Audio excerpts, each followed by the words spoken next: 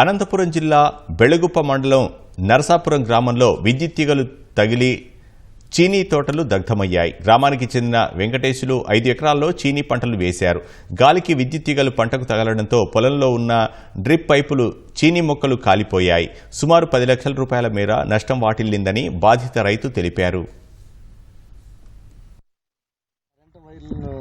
కిందికి ఎలాడబడడం వల్ల ఆ విద్యుత్ గాలి వచ్చి రాబడి జరిగి మొత్తం 5 ఎకరాల చీనీ తోట అంతా కాలిపోయింది. కానీ నేను మూడు నెలల నుంచే విద్యుత్ అధికారులకి చెప్తున్నాను, వాళ్ళు ఏం పట్టించుకోవట్లేదు.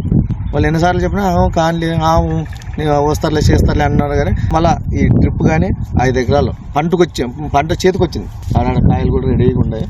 దాదాపు అంత మొత్తం కాలిపోయింది. ఇప్పుడు విద్యుత్ అధికారులను అడిగినా కూడా నేనేం చేయాలంటున్నారు. దీనికి బాధ్యత ఎవరు తీసుకుంటారో ఏమో అర్థం కావట్లేదు. కానీ నేనైతే 10 లక్షల రూపాయలు చెడిపోయినాను.